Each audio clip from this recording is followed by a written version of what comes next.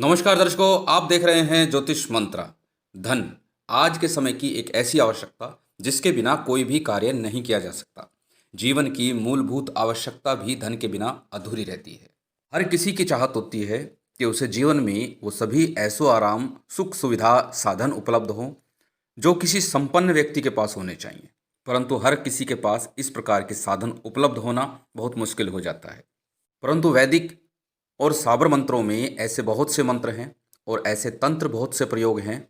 माँ लक्ष्मी के निमित्त ऐसे अनेकों अनेक प्रयोग दिए गए हैं जिनसे माता लक्ष्मी की कृपा प्राप्त होती है। पूर्व में एक वीडियो में मैंने आप लोगों को माता लक्ष्मी के दीपावली पर किए जाने वाले प्रयोग के बारे में चर्चा की है। आज फिर एक छोटा सा साबर मंत्र आप लोगों के लिए है और ये मंत्र निश्चित रूप से आपको लाभ देने वाला होगा।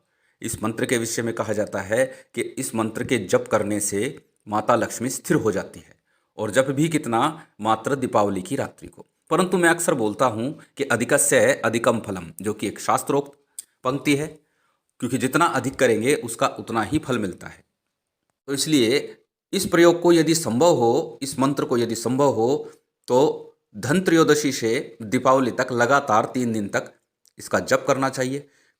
कम से कम एक माला इस मंत्र की जप करनी है। संभव हो तो 3 माला जरूर करें। पूर्व में एक वीडियो में धन लक्ष्मी पोटली के बारे में मैंने चर्चा की है कि एक ऐसी पोटली तैयार करनी है दीपावली के दिन, या धन त्रयोदशी को ही तैयार कर ले, 3 दिन उसका पूजन करें, जिसका लिंक मैं डिस्क्रिप्शन में दे दूंगा। आप उस सारी सामग्री को लेकर के जब इस मंत्र का प्रयोग करेंगे तो मंत्र की शक्ति कई गुना बढ़ जाएगी और आप लोगों के लाभ भी निश्चित तौर पर बढ़ेंगे। माता लक्ष्मी की कृपा अवश्यमेव होगी। वर्ष भर के लिए माता लक्ष्मी स्थिर होकर रह जाएंगी। चलिए और अधिक विलंब न करते हुए मंत्र पर चलते हैं कि कौन सा है वह मंत्र और किस प्रकार उसका जप करना है, क्या सामग्री चाहिए, किस प्रकार की आसन होगा, माला क्या होगी, सभी पर चर्चा करते हैं उस मंत्र के साथ। सर्वप्रथम तो बता दूं, जो सामग्री मैंने पूर्व में बताई हुई है, यदि आप उसके साथ इस प्रयोग को करेंगे तो निश्चित ही आपको लाभ प्राप्त होगा, इसमें किसी प्रकार का संशय नहीं रह जाता।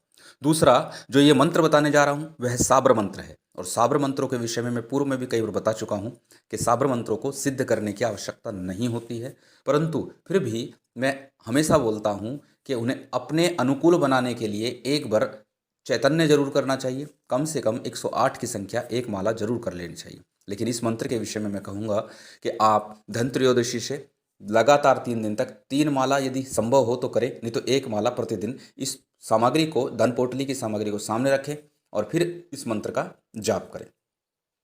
मंत्र जाप के लिए आपके पास लाल रंग का आसन हो या कोई भी सूती आसन हो।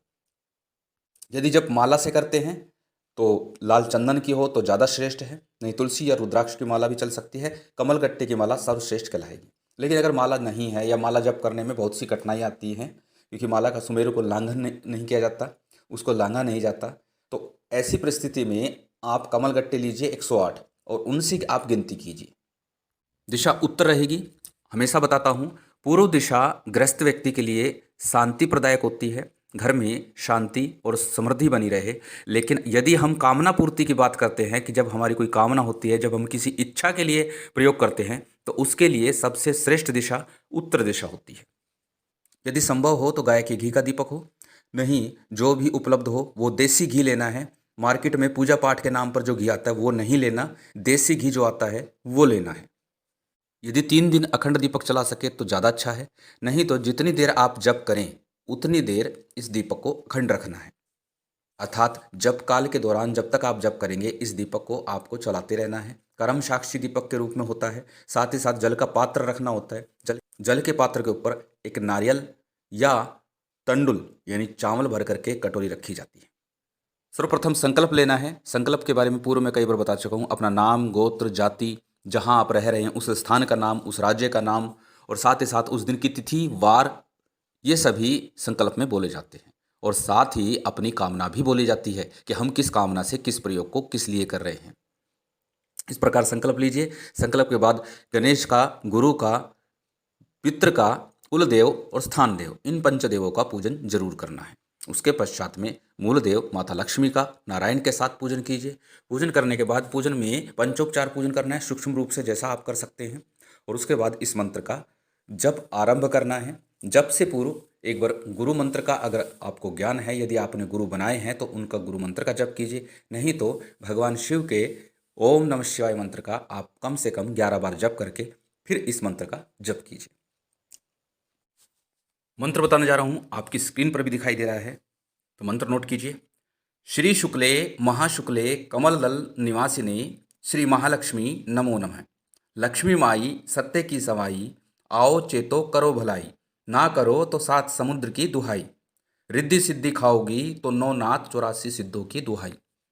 मंत्र बड़ा सरल है, आसानी से आप इसे याद कर सकते हैं। कई बार बता चुका हूँ, मंत्र जप करते समय पहले उसे याद कीजिए, देख करके मंत्र को जप नहीं करना है। मंत्र जाप कीजिए और साथ ही जो सामग्री आपने रखनी है धन की पोटली में, उसे अभिमंत्रित कीजिए। उसके विषय में पूर्व में अभी एक वीडियो डाला है, यंत्र और सामग्री की प्राण प्रतिष्ठा, तो साबर मंत्र दिया है उसमें भी। उसी मंत्र से आप प्रतिष्ठित कर सकते हैं, निश्चित ही आपको लाभ मिलेगा और माता लक्ष्मी की कृपा आप पर बनेगी, इसमें किसी प्रकार का संशय नहीं है। आप सभी स्वस्थ रहें, प्रसन्न रहें, माता लक्ष्मी कृपा आप पर बने, यही कामना है। और यदि वीडियो अच्छी लगी हो तो लाइक कीजिए, शेयर कीजिए और यदि चैनल पर नए हैं तो सब्सक्राइब कर बेल आइकन बटन दबा दीजिए। जय माता महालक्ष्मी।